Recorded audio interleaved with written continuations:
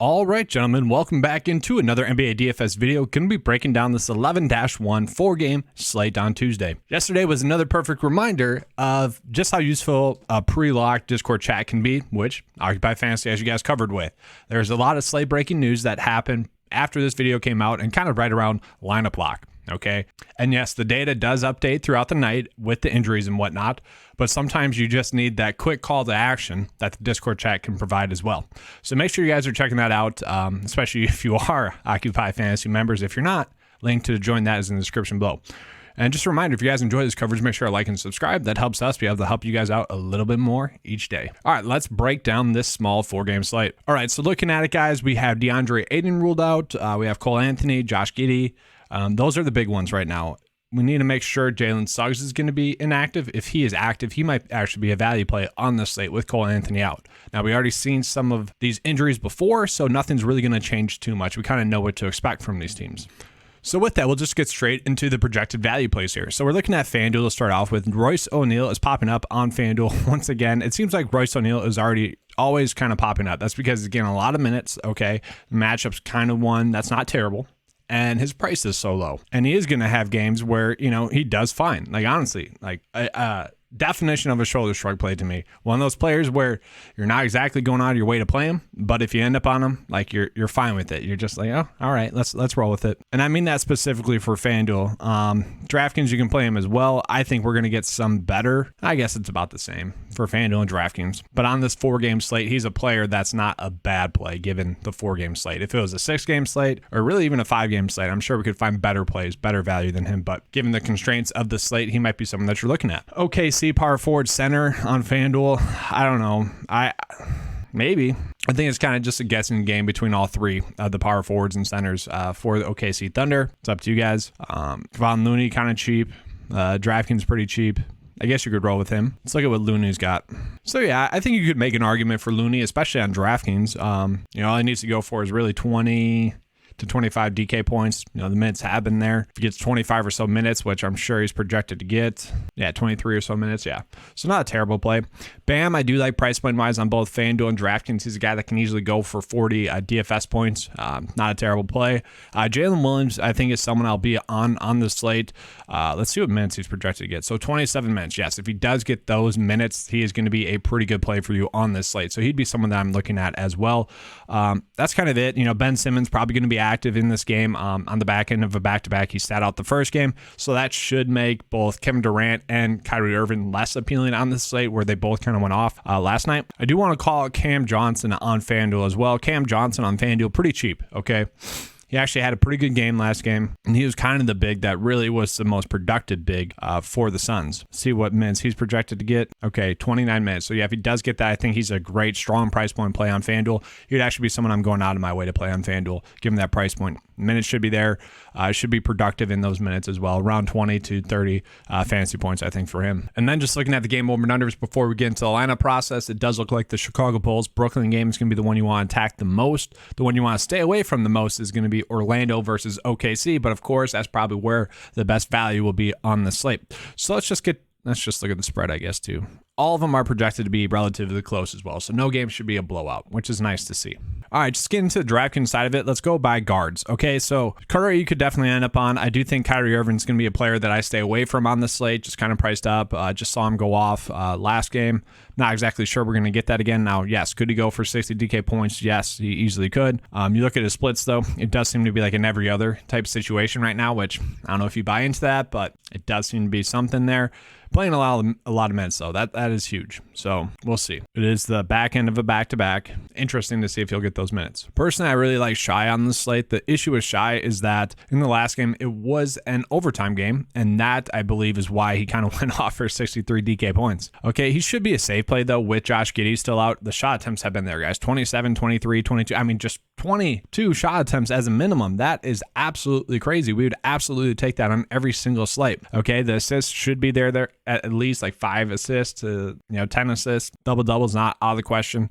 And as long as he's getting those rebounds as well, he should be a strong play. But once again, this is the game that has the lowest over and under. So maybe he gets a floor game. I do think he's going to be a safe play. I do like him a lot as a play. I have been ending up on him a decent amount.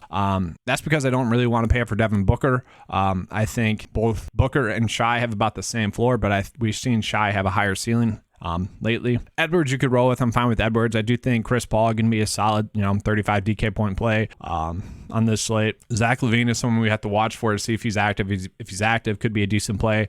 Tyler Hero, just really been a hit or miss play. Shot attempts sometimes are there, sometimes they're not. It really depends on how he's shooting the ball. If he's hot, he's going to have a great game. If he's not, well, you're going to know pretty much right away, it seems like.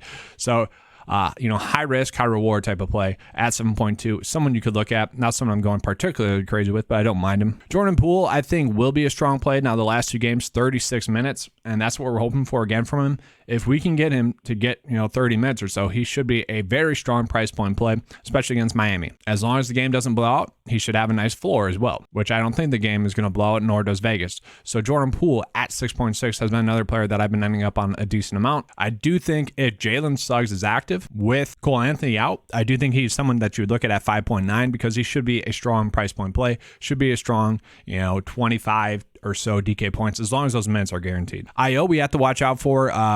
Played him on that San Antonio game where he got injured. He still ended up playing 20 or so minutes, but in that game, I think White went off and Dragic went off. So we'll have to see if he's going to be active in this one because then we might be looking at a different guard in that game, especially if LaVine is ruled out. Maybe then you're just loading up on DeMar DeRozan and possibly even Vooch. From there, I do want to call out Jalen Noel as well, just because the last kind of couple of games he struggled shooting the ball, and we saw that really reduce his minutes in the last game. So I would say he is someone that's due to have a better night shooting, but at 5K he is kind of priced out of the slate because really what you'd be hoping for is 25 DK points from him.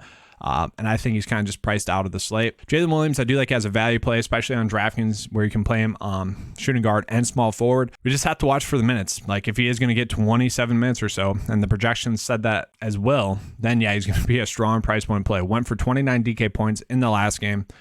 Was efficient shooting the ball. So maybe we knock that down to 20 DK points or so. Still at this price point can be a very strong price point play, or should be a strong price point play. It kind of sucks. Once again, the OKC value is where, I guess the OKC game is where we're getting the best value is what I should say. You can play him at shooting guard or small forward. That's what I like about him as a play. So we'll do that right now. And then get into the forward spot. I don't think we have to play Kevin Durant on the slate. Once again, just I think with Ben Simmons there, going to be a little bit less appealing of a play. We'll see. If Simmons sits, then that's someone you can look at. DeMar DeRozan, I kind of mentioned it already. If LaVine and if IO are both out in this game, then yes, DeMar DeRozan could be someone you're looking at. Could be someone that easily goes for 45 DK points. It really wouldn't be too shocking. Banchero, I do like price point wise. I mean, 7.9, a cheap price point. Now, he finally had an off night shooting, okay, and he was still able to score 27 DK points. Now, obviously, that hurts you on that slate, but strong price point play once again, guys. I do expect him to be able to put up at least 30 or so DK points with the upside to go for 45 DK points. As long as the game stays close as well, it should be a good price point play. He is someone that on this site I've kind of just been ending up on forward-wise because he's like the cheapest of the quality plays, I would say, because then you're just getting risky. Like Wiggins, you're getting risky with. Ben Simmons, you're open for 30 DK points. Maybe Miles Bridges is someone you're looking at to get you 30 DK points.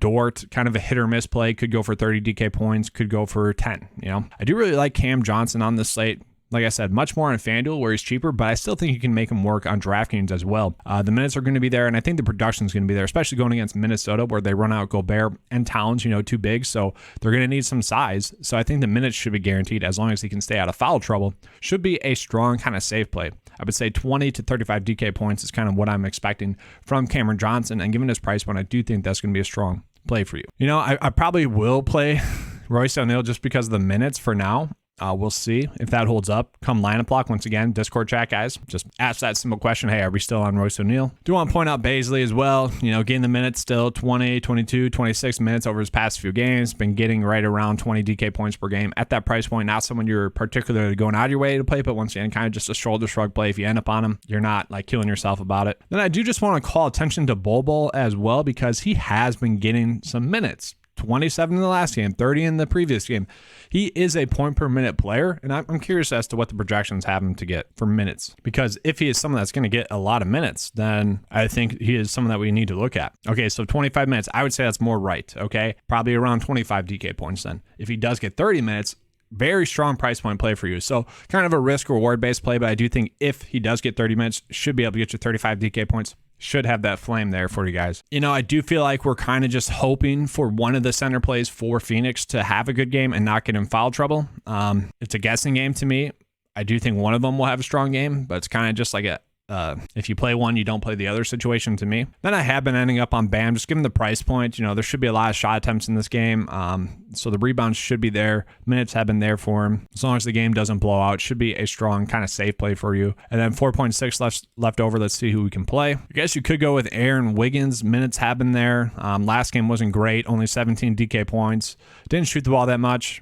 You know, the previous games where we got a lot of minutes, 32, 26 DK points. So not particularly someone you love, but someone you could play. And then since the projections kind of liked him, value, price point wise, let's just put him in there for now. So that's kind of it for a first look build. An okay first look build, not something I think we'll end up on come lineup lock once we get more news on the slate. But for now, a decent looking start. All right, that's all we have for you guys for this 4-game slate. Remember, if you enjoyed this coverage, make sure to like and subscribe. That helps out the channel a lot. If you guys want to have access to the tools that you saw in this video, make sure to click the links in the description below. All right, thanks for watching, guys, and good luck.